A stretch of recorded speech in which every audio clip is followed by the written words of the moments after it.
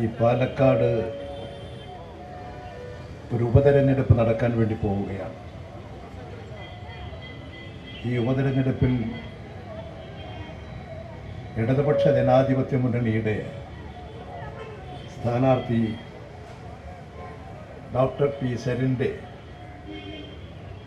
വിജയത്തിന് വേണ്ടി അക്ഷീണം പ്രവർത്തിച്ചുകൊണ്ടിരിക്കുന്നവരാണ് നിങ്ങളെല്ലാം. ഇവിടുത്തെ ജനങ്ങളുമായി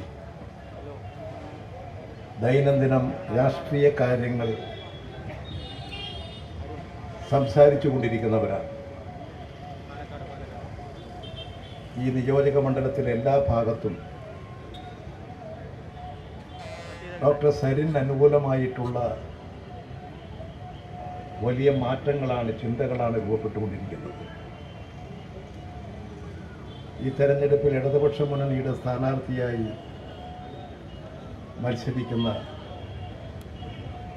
ഡോക്ടർ സരിൻ ഉത്തമനായൊരു സ്ഥാനാർത്ഥിയാണ്. സരിൻ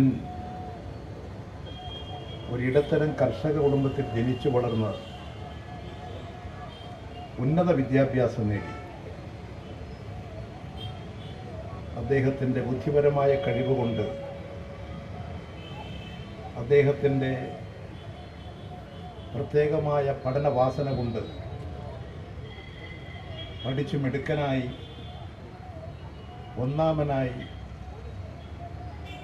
ഒന്നാമത്തെ അർഹനായി അദ്ദേഹം കോഴിക്കോട് മെഡിക്കൽ കോളേജിൽ നിന്നും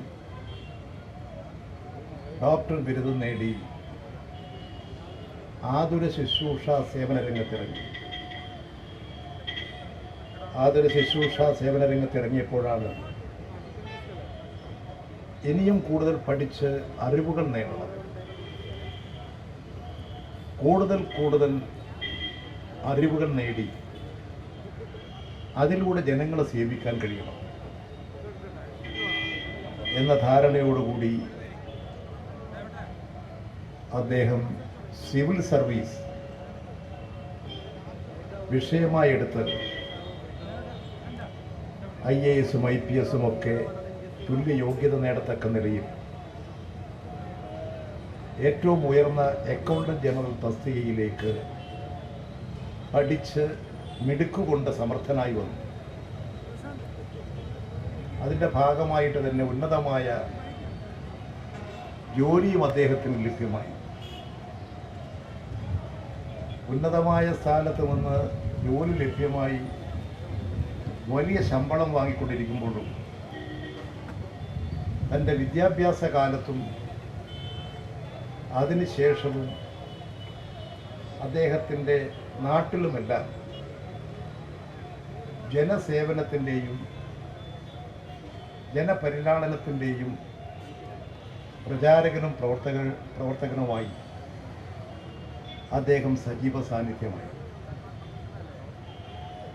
ഉന്നതമായ ജോലി, ഏതാണ്ട് വലിയൊരു ശമ്പളം, ഏതാണ്ടൊരു 5-6 വർഷക്കാലം അദ്ദേഹം ജോലി ചെയ്തു. അങ്ങനെ ജോലി ചെയ്യുമ്പോഴും അദ്ദേഹത്തിൻ്റെ മനസ്സ് ജനങ്ങളോടൊപ്പമാണ്. അദ്ദേഹം സാമൂഹ്യ രാഷ്ട്രീയ രംഗത്ത് അദ്ദേഹത്തിൻ്റെ കഴിവ് പ്രകടിപ്പിക്കാൻ ഇറങ്ങിപ്പുറപ്പെട്ടു. സാമൂഹ്യ സേവന രാഷ്ട്രീയ രംഗത്ത് ഡോക്ടർ സരിൻ്റെ മനസ്സ് ഒരു ഇടതുപക്ഷ മനസ്സായിരുന്നു, ഇടതുപക്ഷ ചിന്താഗതിയായിരുന്നു. പാവപ്പെട്ടവരോടും തൊഴിലാളികളോടും കൃഷിക്കാരോടും സാധാരണക്കാരോടുമല്ല, അങ്ങേറ്റം ഇണങ്ങി അവരുടെ എല്ലാം സ്വീകാര്യത നേടിയെടുത്തുകൊണ്ടാണ് യുവത്വത്തിലേക്ക് പ്രവേശിക്കുന്നത്. ആ യുവത്വത്തിലൂടെ കടന്നു വരുമ്പോൾ ഡോക്ടർ സരിൻ അദ്ദേഹത്തിൻ്റെ മനസ്സിൽ രൂപം കൊണ്ട ഇടതുപക്ഷ ചിന്ത,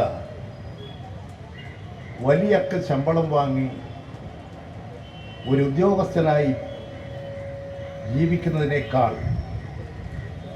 ജനങ്ങൾക്കിടയിൽ പ്രവർത്തിക്കുക, എൻ്റെ നാട്ടിലും എൻ്റെ ചുറ്റുപാടുമെല്ലാമുള്ള ജനങ്ങൾ അനുഭവിക്കുന്ന ദുരിതത്തോടൊപ്പം സഞ്ചരിക്കുക,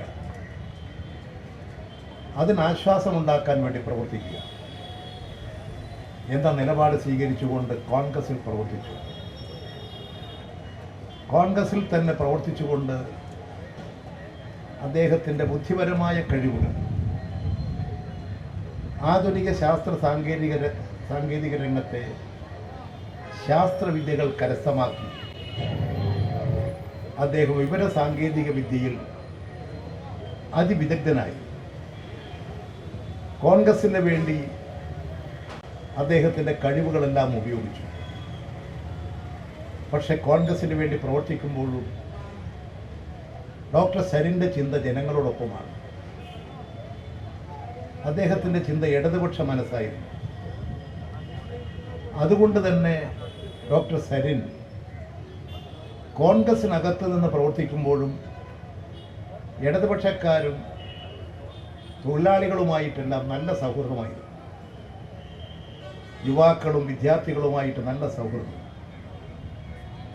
പഠിക്കുന്ന കാലത്ത്, തൻ്റെ വിദ്യാഭ്യാസ കാലത്ത് ഒട്ടനവധി വിദ്യാർത്ഥി സുഹൃത്തുക്കളും അതുപോലെ മറ്റ് സഹപാഠികളുമെല്ലാം ഉണ്ട്.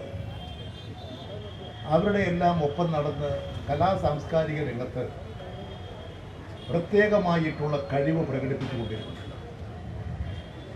ആ പ്രത്യേകമായ കഴിവുകളെല്ലാം പ്രകടിപ്പിച്ചുകൊണ്ട് അദ്ദേഹം കോൺഗ്രസിൽ പ്രവർത്തിച്ചു.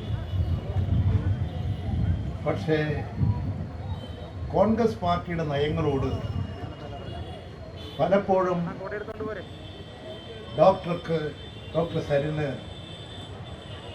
അവരുടെ നിലപാടുകളോട് കൂടുതൽ യോജിക്കാൻ കഴിയാതെ വന്നു.